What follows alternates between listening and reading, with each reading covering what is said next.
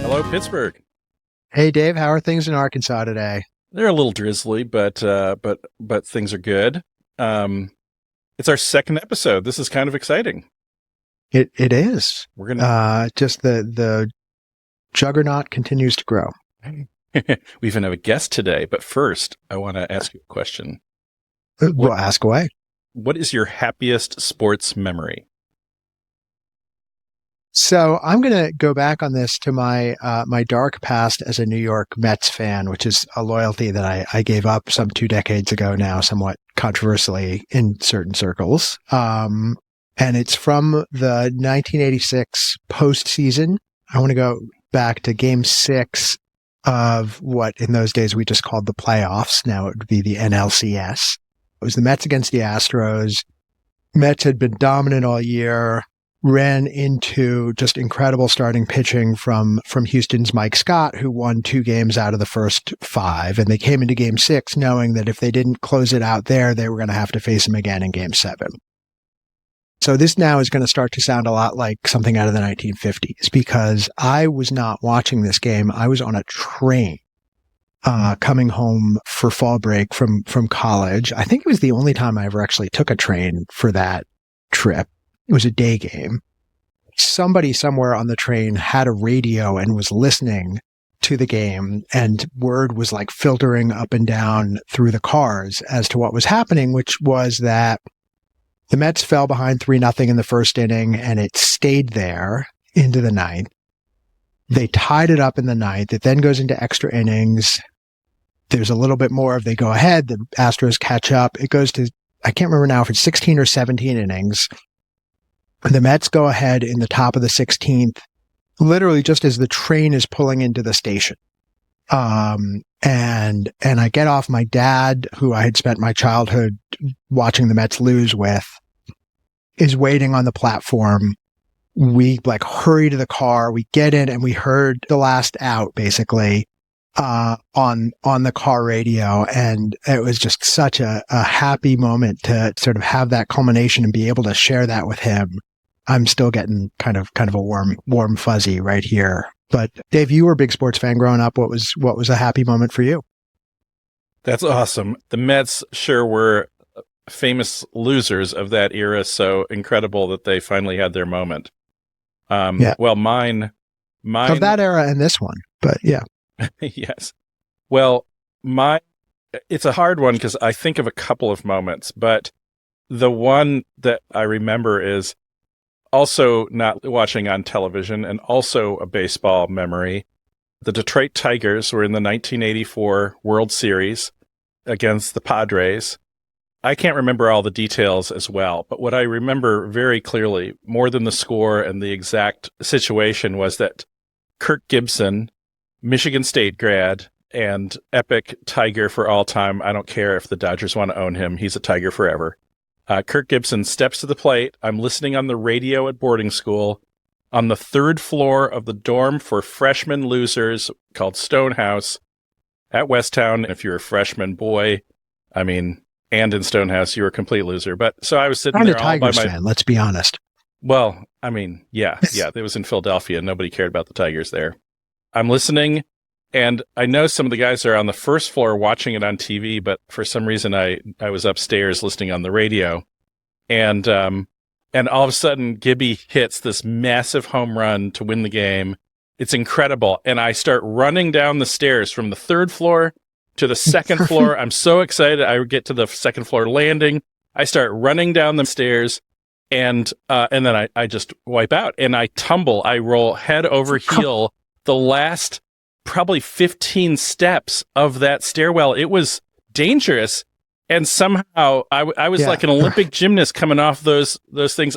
I pretty much should have put my arms up and gotten ratings, but I landed, I came to my feet, I stood up, ran into the room, uninjured, celebrating, and got nothing but unhappy responses. And no one had even seen my beautiful roll and perfect landing.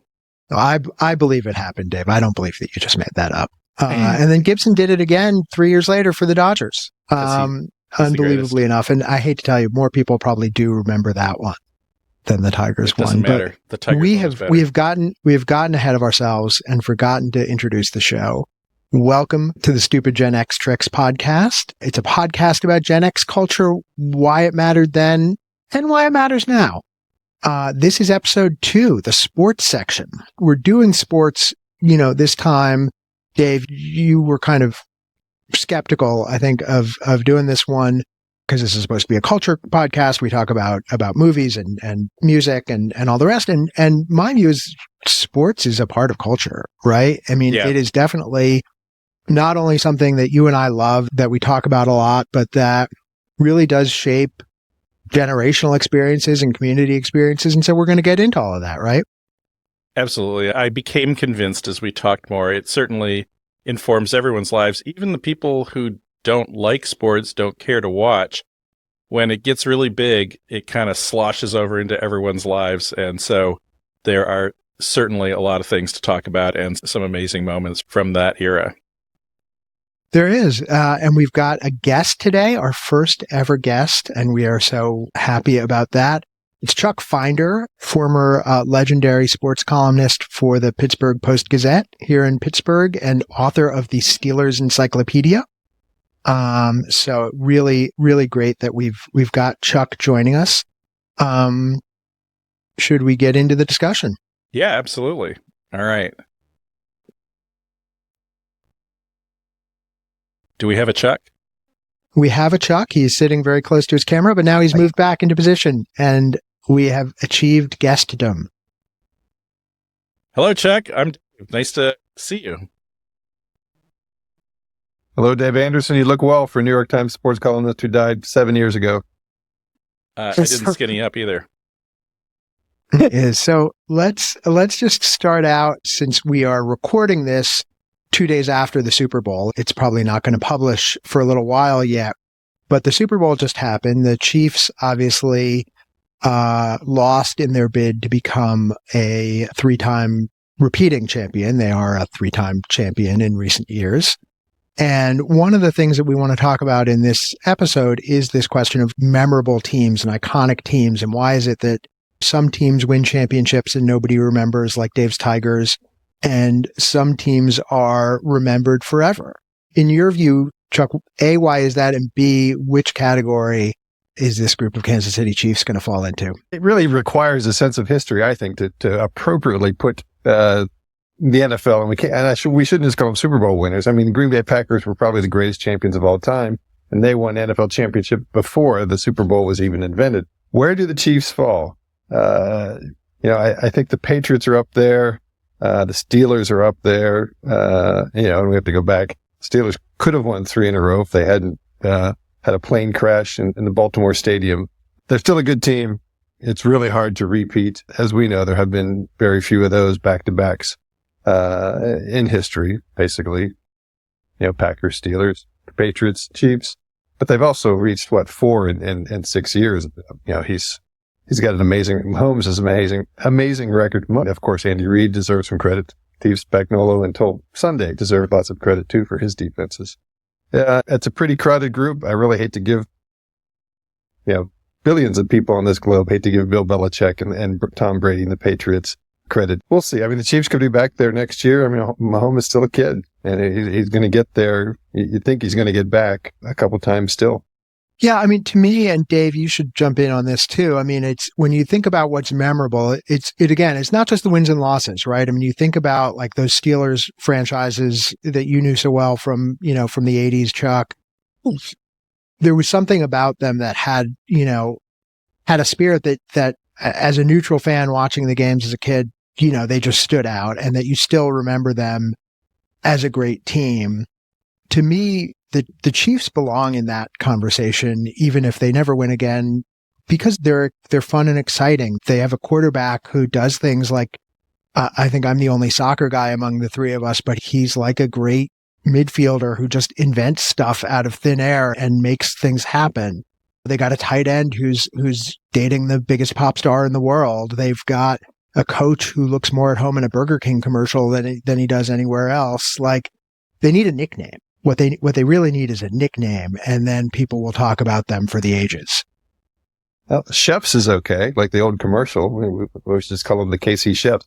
Can a team be recognized as iconic for the ages in real time? You can certainly prognosticate that they might be, but doesn't time really tell that story?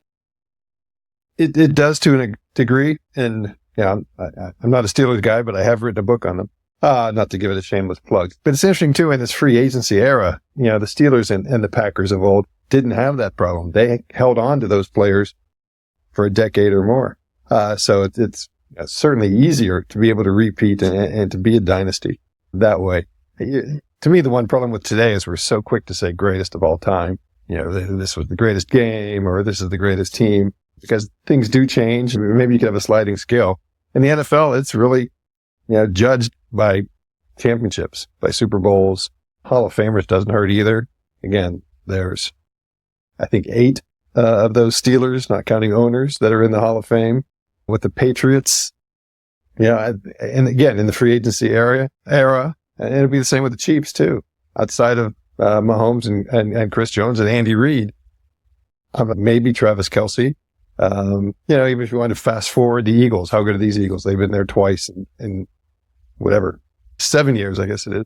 But Saquon now, but yeah, Saquon Barkley will probably be there. Jalen Hurts played well in 2 Super Bowls.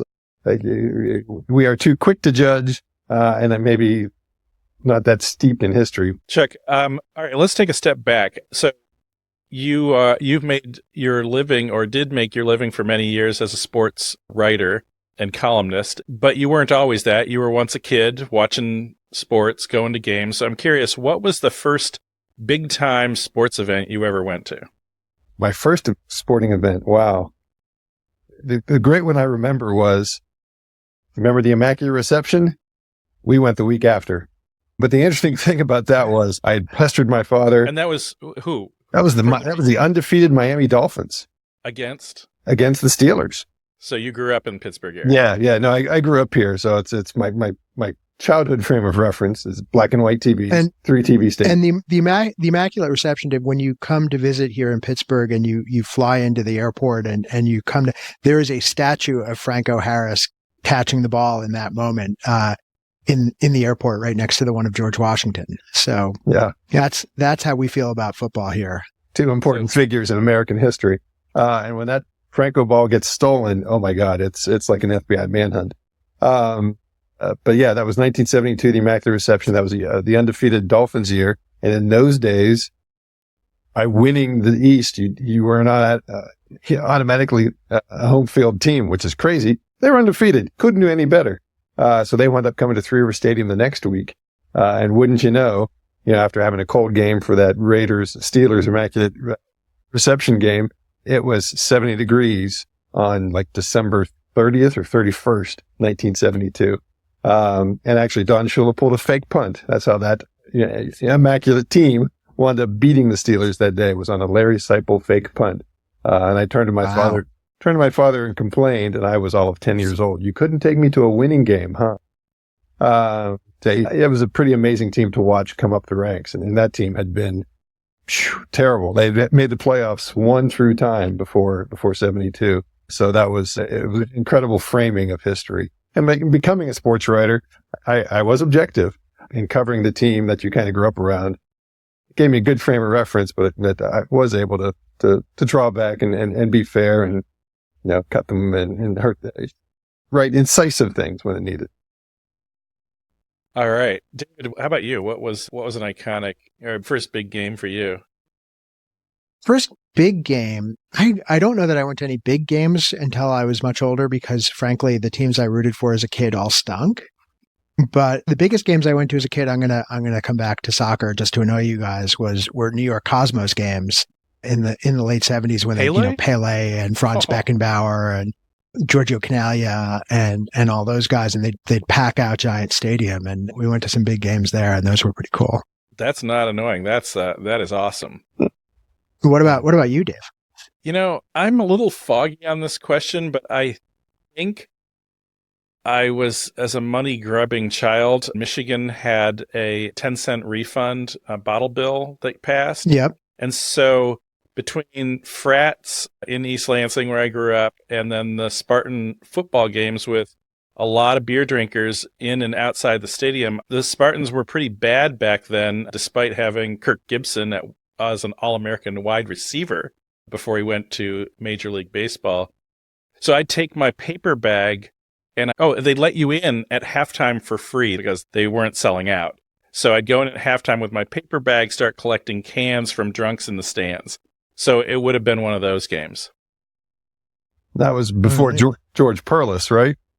That was Darryl Rogers, who then got run out of town, and then Muddy Waters. I think it was probably Muddy Waters' era, not the famous blues musician, but the underperforming Spartan coach. Yes. So yeah, those were the days. Are you sure they're not the same guy? They should have been. That was the problem.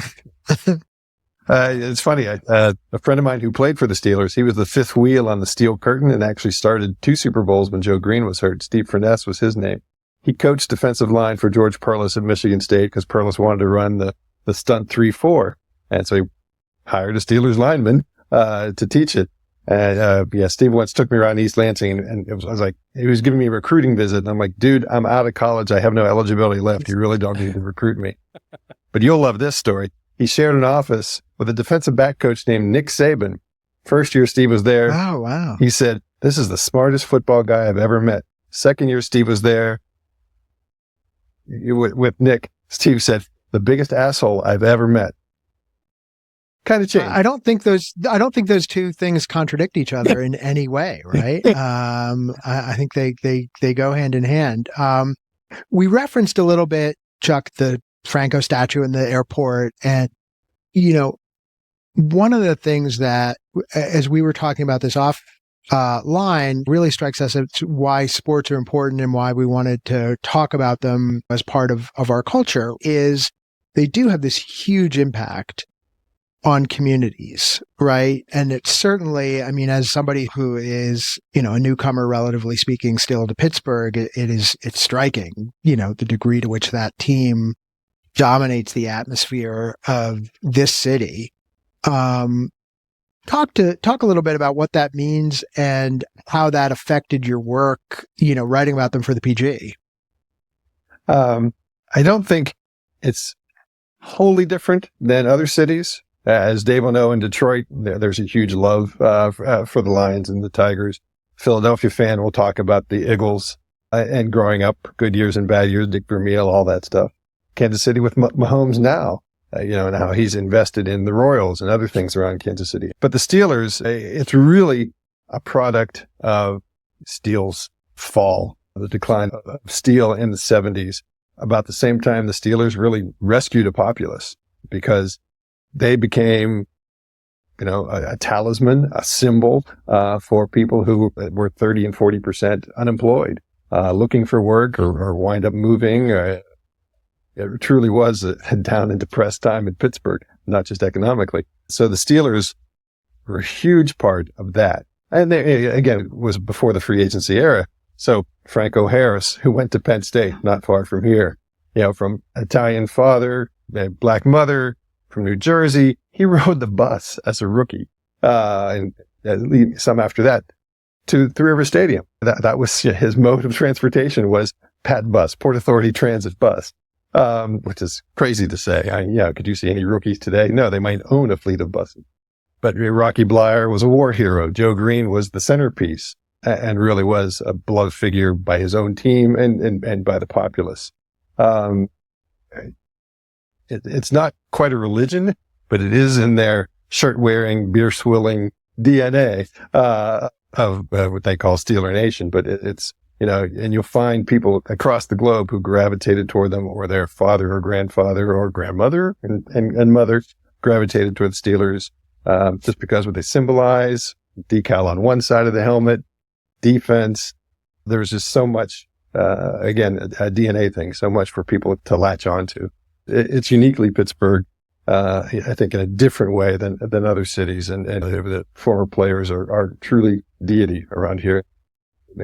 I do think it runs deeper here than other places I've spent time and lived. Dave, living in a place that doesn't have professional sports now, but obviously has a big college team, How does that play out in Arkansas? Yeah, well, we're jealous that we don't have our own professional teams. We've got minor league teams and stuff like that.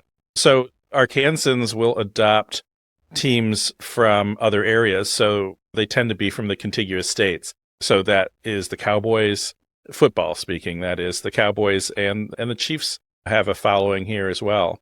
And then in baseball, the Cardinals. I don't get the impression people care much about the Texas teams. And then, from as a relic of our era, there are plenty of grown-ups here on the baseball side that follow the Cubs because of how it used to be broadcast nationally on cable when that mattered through WGN, and of course the Braves as well.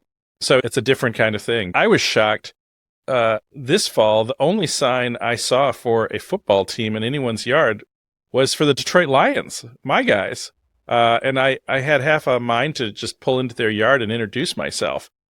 So the Lions, I think, had they not flamed out so spectacularly, had a really good shot at becoming the new America's team with our coach Dan Campbell as a kind of the ultimate everyman coach. And that dude could run for president, I think.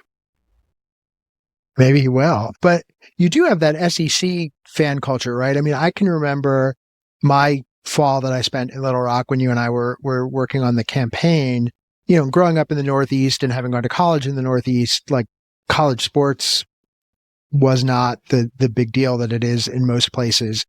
And I remember that first Saturday that there was a home Razorbacks game and the city was like flooded with people with those stupid hats on their heads. And I was just blown away by how big a deal it was. It is. And there's another thing that I think I really got to understand. I mean, we've talked about our political backgrounds a little bit on the first episode, and I worked for Bob Kerrey back in the day, the senator from Nebraska. I see that wry look. But what Nebraska and Arkansas, I realized, have in common is that there is a single team that the entire state can rally behind, and it really makes it different. You might be Auburn, you might be Alabama. The two sides hate each other, just like Michigan with Michigan State and the school from Ann Arbor I will not name. The Arkansas Razorback football fans are like SEC fans, very rabid. But I also think there's something really special in this community of single school states. And I'm thinking of what other states are like Nebraska and Arkansas that way. But it's really cool, and I think it does kind of replace the pro sports.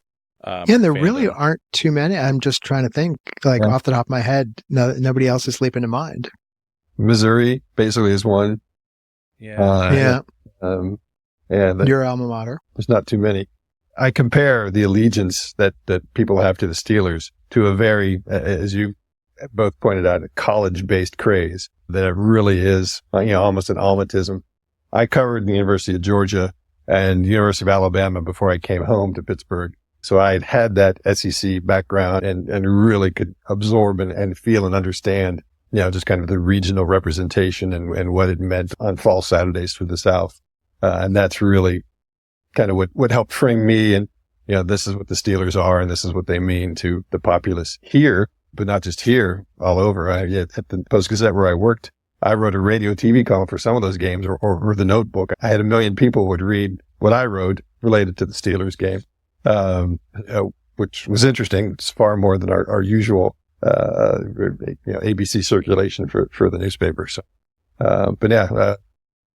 What's that like? What's it like being the guy who writes the column that everyone reads, who says what they don't want to hear? What was that like in a pre-internet era? It's a little bit like hosting this podcast, Dave, with our 1 million listeners and viewers that we have so far. That's right. Yeah. You know what? Were there death threats, Chuck? Did you have death threats? Oh yeah. I got called a few names too. You really had death threats? Yeah. Well, that was actually the state of West Virginia, which doesn't count. And that was for college. Oh, they're heavily armed. Yeah. This is true. We've had that discussion today. That even their mascot, again, although Marshall is also barely in the state, their mascot gets a scholarship and a firearm for the West Virginia Mountaineers. Excuse me. Well, not so much death threats. You don't know anything. Yeah, I had my media column was called The Big Picture, And somebody sent me a lovely letter that referred to me as the Big Vagina. I was happy they just spelled it right. The one day in my entire career where I felt nervous, I felt pressure, was the one Auburn, Alabama game I covered as an Alabama beat guy before I got married and moved back north. And that was a bad 5-6 Alabama team. First time in 3 decades they had a losing record. That was Bo Jackson's junior year. It turned out to be a very fun story. Alabama upset them. Auburn, instead of going to New Orleans, went to the Liberty Bowl. So yeah, Bo Jackson went the wrong way on a 4th and 1 at the 4th and goal at the 1 yard line. So my lead was, how do you get to Memphis as you go to the Alabama 1 and make a wrong turn?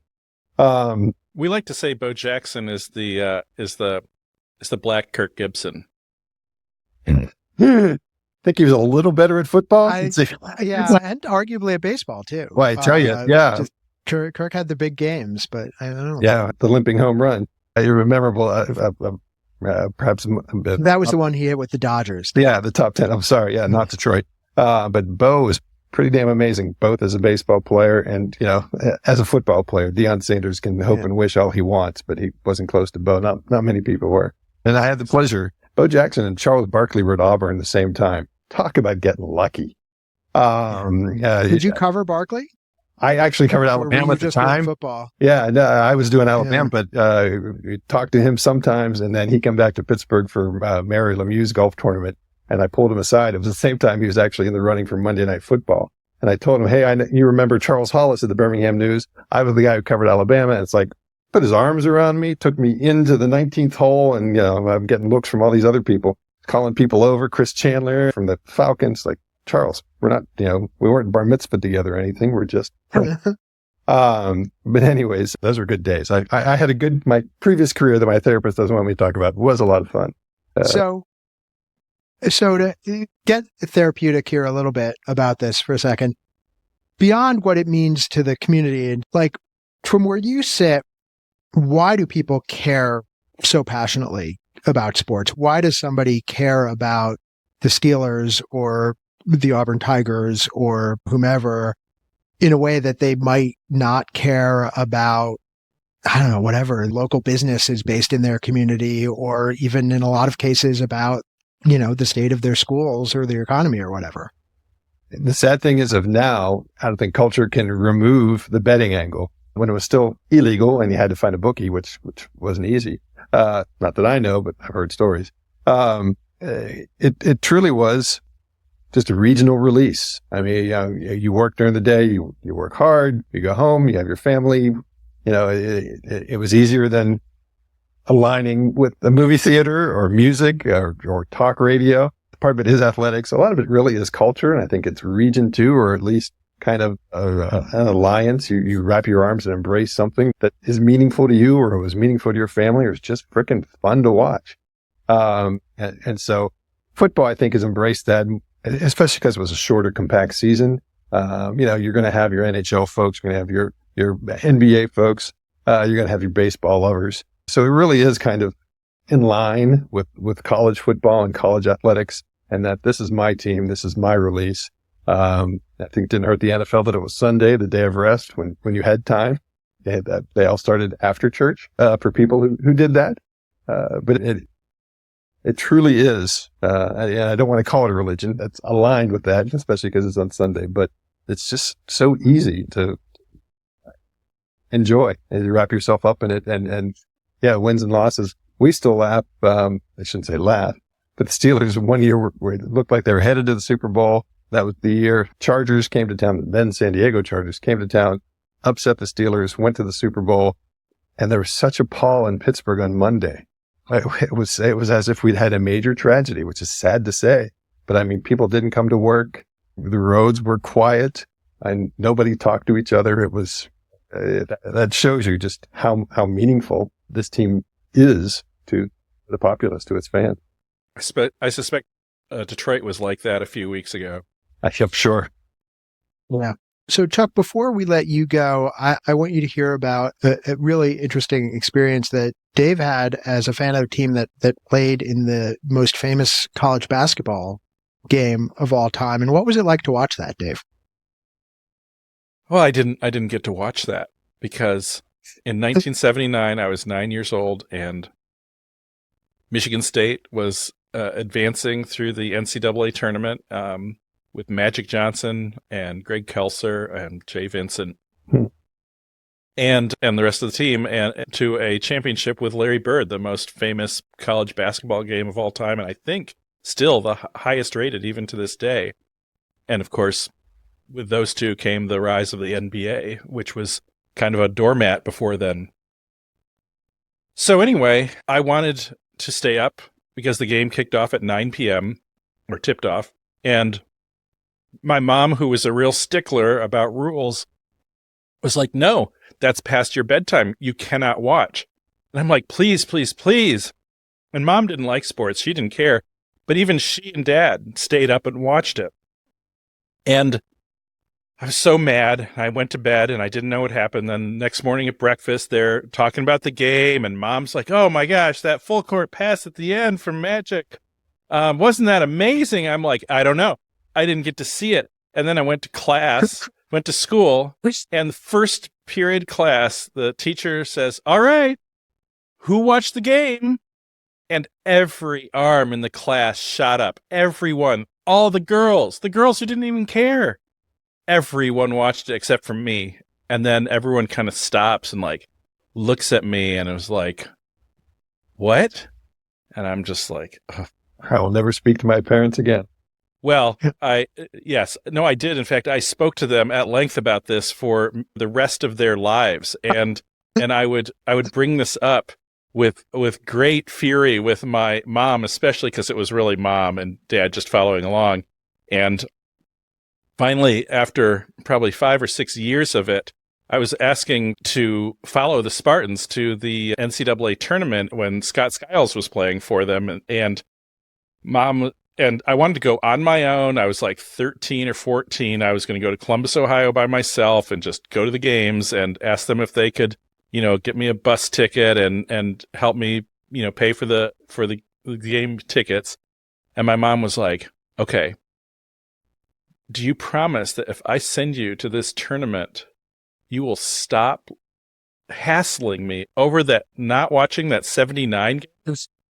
And I was like, oh, like any good teenager made to promise something like that. I was like, absolutely. I will never harass you again. She's like, all right, sent me to the tournament. That's its own story. And then I waited a year or two and then, settled back in harassing her because, she still deserved it. And the whole thing really, Dave, you have always struck me as a guy who wants to be at the big event. You want to be at the big show. And so I'm guessing this is where that came from a little bit. Yes. Yeah. I hate missing stuff. And I followed the Spartans to every tournament. I've been to every Michigan State Final Four since then. Haven't missed any of them. And then 2000, which was really my other big memory, was when Mateen Cleaves and Tom Izzo and Mo Pete and the rest of the team won the national championship, and I went to that game. I even got my dad to go, which is harder than you'd think, and it was a magical moment. I wanted to touch on you mentioned that 79 final with Bird and Magic. I reflecting on that recently for other reasons. I think that might be the turning point in all of professional sports and maybe even all of televised sports because of how impactful that game was. And you're right about the ratings. And I don't even know. I think it was like a 32. I don't know if that'll ever be touched, especially with more TVs now and just the fractured audience. But they transformed the NBA. And take a look at any bar graph. The TV contracts started going up soon after them. I know ESPN will take freaking credit for that, but it wasn't so much them as it just was the entire explosion that Bird and Magic wonderfully caused to all of professional sports. So, we thank them for a turning point. It made sports a lot of fun. Chuck, thank you so much for joining us today. We will be sending you a gift coffee mug as soon as we have some made up, and really appreciate it. And we're going to go to a break. So thank you. Thank you, guys. All right. Well, we're back, and this is our sports section episode, and it's been really interesting having our guest Chuck Finder on. Thank you to Chuck for taking time with us today. David, you referenced a little bit how there is a kind of difference in how fandom for those that are big sports fans react. And you and I actually represent a couple of those sides of the coin where you're more in the boat of I'll sit down and watch sports. And I am kind of confused by that a little bit because to me it's about who my team is. Just to be clear, that in other words, that I'm happy to sit down and watch, for example, I'll wake up and watch Premier League soccer games on Saturday mornings where I generally don't have a rooting interest, whereas you are more about like I've got to be following this team or I don't care. Yes, that's right. That's right. How is it that you can come and just watch random games? Help me understand that. So I think there's a couple of elements to it for me. I mean, one is I just think, sports are great entertainment. They're great drama when they're at their best, right? Something like that Kirk Gibson moment, which I don't remember if I watched that or not, but somebody who appreciates excitement and drama and it's real. And it's, the fact that there are these cheering crowds of people who are deeply engaging with it makes it all the more so. And so for me, that's, part of it is the inherent drama. Part of it is I do feel like sports leads you somewhere into some interesting paths of trying to understand different places and different cultures and different people. At times, I don't want to oversell that maybe, but it can be a thing. Part of it for me is definitely it's just sort of a family feeling that, right? I used to watch a lot of sporting events with my father, and now I watch a lot of sporting events with my son, and there's a connection between the generations that I feel. I mean, I even like my son now never knew my father, who died many years before he was born, but he knows things that like my father would have said about games that I've told him, right? And that's how we all come together. That's nice. In my family, nobody was a sports fan until I developed into one in middle school. And then I had to convince my dad to watch stuff. It wasn't that he didn't care. It was that he just didn't care enough to watch or to sit down. I certainly didn't have the dad who camped out on Saturdays watching all the different games and then on Sunday watching the pro games and that kind of stuff, or watching the Tigers on weeknights and all that. So that's interesting. I like that generational angle. There is also definitely the community to it, right? Like again, here in Pittsburgh, like I watch the Steelers games almost every week, in part consciously because I know it'll give me something to talk about with random people that I run into, right? Like if I'm out and about doing my business on Monday and I haven't seen the game, it's going to be hard to make small talk. Right. Yeah. That's absolutely true. Do you feel like sports can have an impact on a general culture, even for those who aren't even playing or part of the fandom of a particular team? I mean, they can certainly affect the mood of a community or of a country, right? I mean, we were talking a little bit about 1980 Olympics and the U.S. hockey team against the USSR. What an incredible moment that was at a time when things were fairly dark in the country. I think it lifted the national mood. It got people excited. It got people happy. Unfortunately, not enough for them to reelect Jimmy Carter. But, that is one of the things I remember so much from childhood. Another great moment I can think of people coming together, if we're just telling old stories and telling about how sports fandom can be beautiful. I think one of my favorite moments of all time, the 1982 or 3 Eastern Conference NBA playoffs. It was at the time when the Lakers were becoming the dominant team on the West. And there was this big rivalry between the Celtics and the 76ers for dominance in the East, with Bird and the Celtics sort of taking over from the Sixers a little bit. And in that final, went hard-fought series in 2 cities, certainly, that have long histories of fan bases that are both passionate and don't necessarily like each other so much. Has there ever been a time when people didn't hate the Celtics? I mean, I feel like maybe in the 1920s or something. Yeah, no, they're definitely not America's team. But the Sixers are winning that game handily in the Boston Garden. And the Boston fans, instead of leaving or starting to get on their team, the Boston fans just start chanting, beat LA, and they're cheering on the Sixers, who are going to go on to represent the East and sort of the old guard of, against Magic and and Kareem and the rest. I actually watched the video of that pretty recently, and it is just, I challenge you to find a movie that has that much emotion in it. That's awesome. That's a beautiful moment. It really kicked off decades of goodwill and America coming together, didn't it? It is. We're all one now. Well, we can, at least there's a model from the past we can aspire to. Yeah. All right. Well, I think it's time for Wormholes. Wormholes. We need a wormhole theme song. We need like a little thing that when you say it's time for Wormholes, it pops up and says wormholes, wormholes. How about a snoring cat? I've got a snoring cat again. We need more excitement than that. Okay, fine. All right. So wormholes. Who's first? You. Okay. So my wormhole this week, actually, I'm going to go back into music now, and it comes from another podcast, which I think is kosher in this realm. The History of Rock and Roll in 500 Songs by Andrew Hickey. If you don't know it, you should know it. It's great. It's wonderful. It will eat up half of your life if you allow it to. I'm actually not allowed to bring it up around the house any longer because I just get angry glares from everybody who's heard a little bit too much of me repeating these stories. So now I get to share them with you.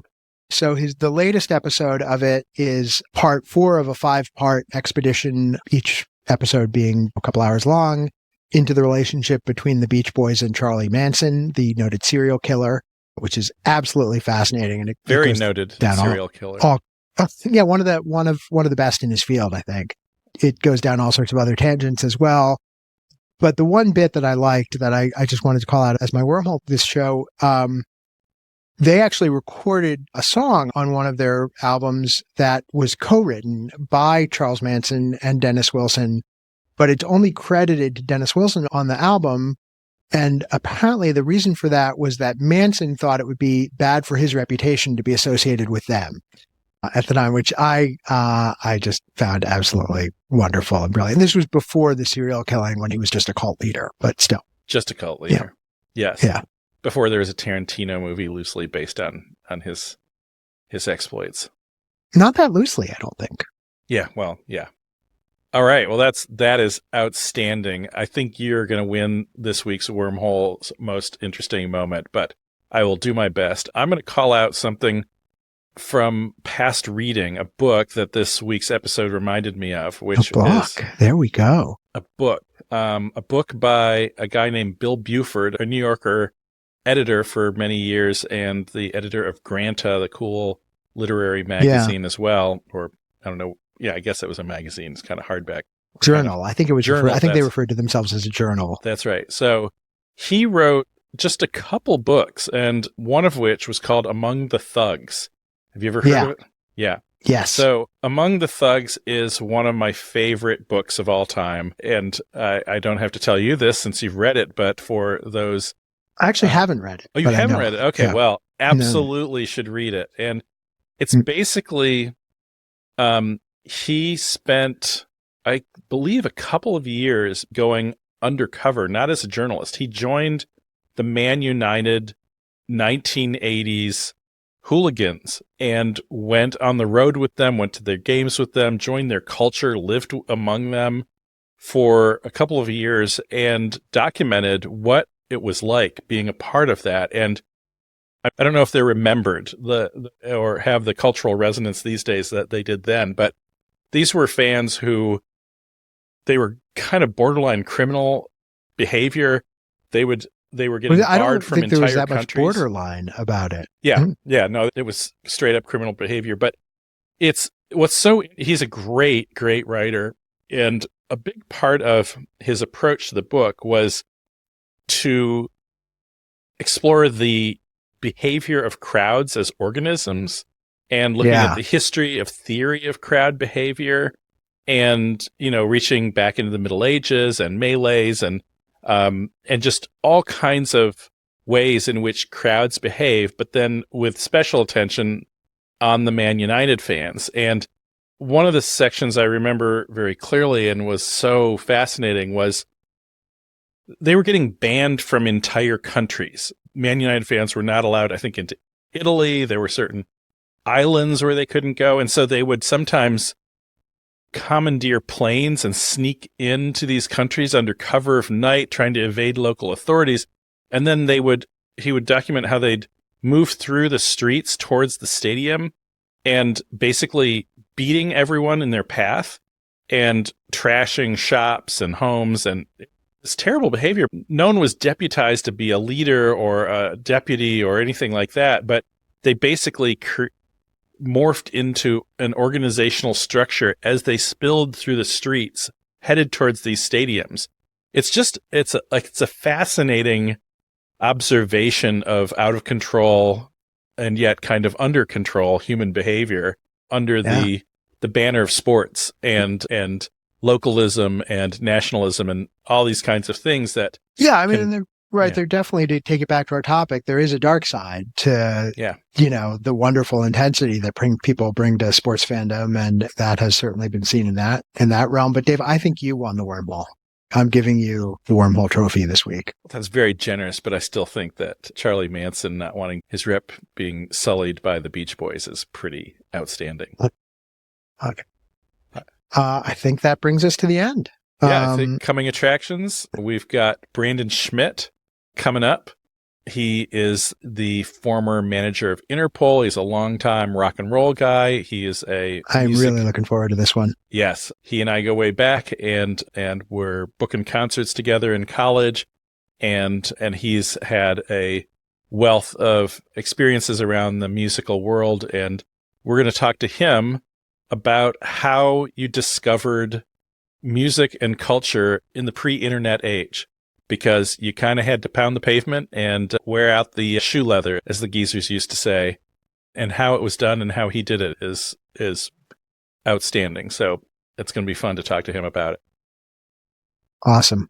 Well, that is going to be great. Thank you, everybody. Please, if you like this or if you didn't like it but feel like being generous, subscribe, like us on whatever platform you're enjoying this on, follow our social media accounts, rent out a plane with a banner about stupid Gen X tricks. Do whatever you can, please, to help us, and give us your suggestions. We really do want to hear from you what you'd like to hear about, what you would like to suggest as guests. I guess that would be who you would like to suggest as guests. Or you can suggest yourself. Suggest yourself is the best thing you could possibly do. And Dave, any final thoughts, pithy sayings, a poem you'd like to recite? No, I'm just very pleased that we ended with a bang, and it was enough to wake my cat, because that's the only audience I can see right now. All right. Like and subscribe. Good night and good luck.